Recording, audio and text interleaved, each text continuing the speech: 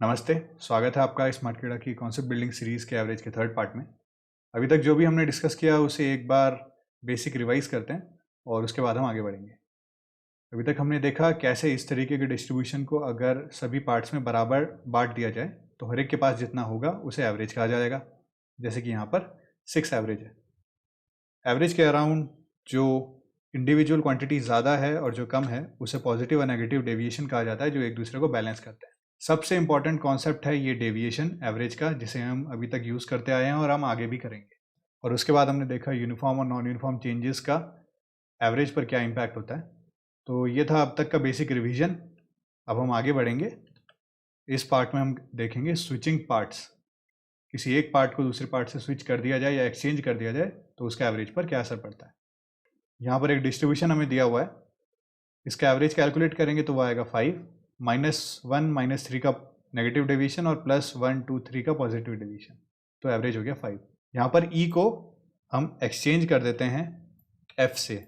ई fade हो गया यानी ई को हटा दिया, तो यहाँ पर भी हम ई को हटा देते हैं और एफ को रख देते हैं। अगर ई और एफ की वैल्यू बराबर है तो एवरेज और टोटल क्वांटिटी पे कोई फर्क नहीं पड़ रहा है, इसलिए एवरेज पे भी कोई असर नहीं पड़ेगा और टोटल क्वांटिटी पे भी कोई असर नहीं पड़ेगा। लेकिन अगर हमें कहा जाता है कि एफ के आने के बाद एवरेज में 1 का डिक्रीज हो जाता है, तो हम यहाँ पे कह सकते हैं -1 एवरेज में डिक्रीज हुआ यानी टोटल क्वांटिटी में -5 का डिक्रीज हुआ, क्योंकि यहाँ पर 5 पार्ट्स हैं और हर एक में -1 का डिक्रीज हुआ। और क्योंकि ये -5 का डिक्रीज ई को एफ से स्विच करने पर हुआ है, इसका मतलब ई के कंपैरिजन में एफ -5 है, यानी एफ की वैल्यू हो गई 6 -5, एफ की वैल्यू हो गई यहाँ से 1।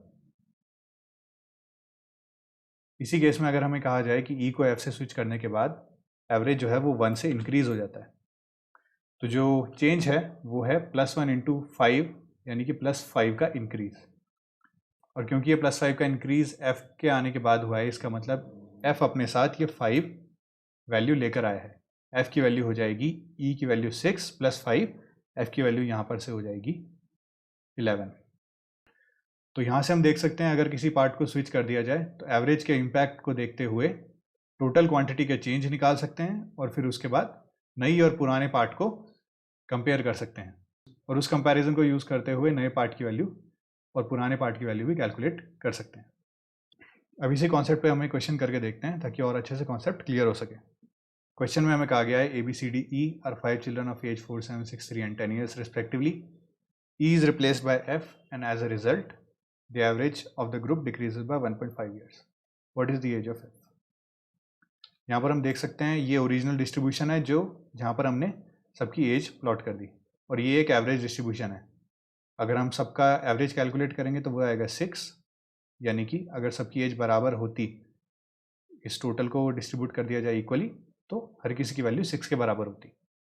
हमें यहाँ पे कहा गया है कि ई को रिप्लेस कर दिया गया है एफ से। अगर ई की वैल्यू एफ के बराबर होगी तो एवरेज में भी कोई असर नहीं पड़ेगा, ई की वैल्यू एफ के बराबर हो जाएगी। ना टोटल क्वांटिटी में कोई असर पड़ा, ना कम ना ज़्यादा, तो एवरेज पर भी कोई असर नहीं पड़ा। लेकिन हमें कहा गया है कि ई को एफ से रिप्लेस करने पे 1.5 का डिक्रीज हो जाता है एवरेज एज, यानी कि ये डिक्रीज हो जाता है 1.5 और 1.5 एवरेज डिक्रीज है, यानी टोटल जो डिक्रीज होगा वो 1.5 × 5 = -7.5 ईयर्स का डिक्रीज।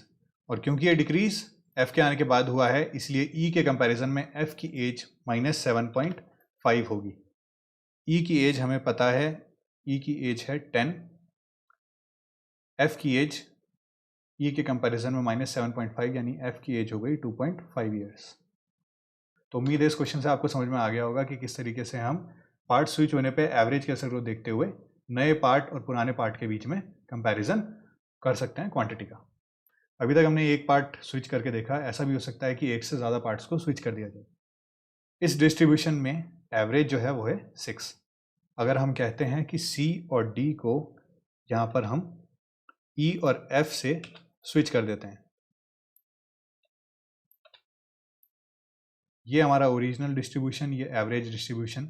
अगर C और D को हटा के E और F को ला दिया जाए और C और D के बराबर ही E और F हैं, तो एवरेज पर कोई असर नहीं पड़ रहा है क्योंकि टोटल क्वांटिटी पर भी कोई असर नहीं पड़ता।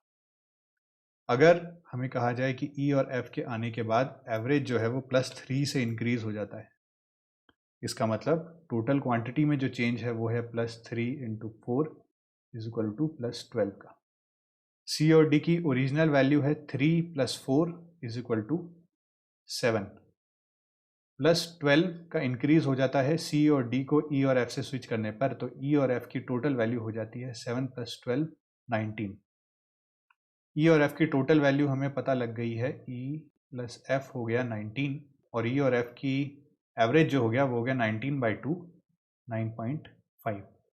अगर ई और एफ के बीच में हमें एक रिलेशन दे दिया जाए, जैसे एफ की वैल्यू अगर हमें 12 दे दी जाए तो 19 - 12 ई की वैल्यू आ जाएगी 7। ऐसा भी हो सकता है कि पार्ट स्विच करने पर एवरेज इंक्रीज की जगह डिक्रीज हो जाए, जैसे कि यहाँ पर सी और डी को स्विच कर दिया जाता है ई और एफ के साथ। अगर सेम वैल्यू होती तो एवरेज और टोटल क्वांटिटी पे कोई असर नहीं पड़ता, लेकिन जब ए बी सी डी की जगह ए बी ई एफ का ग्रुप बन जाता है तो पुराने ग्रुप के कंपैरिजन में नए ग्रुप का एवरेज -2 से डिक्रीज हो जाता है।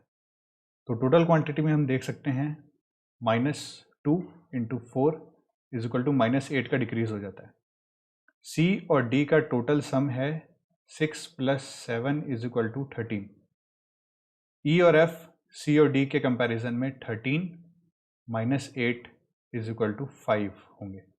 अगर ई और एफ के बीच में हमें एक और रिलेशन दे दिया जाए, जैसे कि एफ की वैल्यू 2 दे दी जाए, तो एफ में डी के कंपैरिजन में -5 का डिक्रीज है तो ई में -3 का डिक्रीज होगा।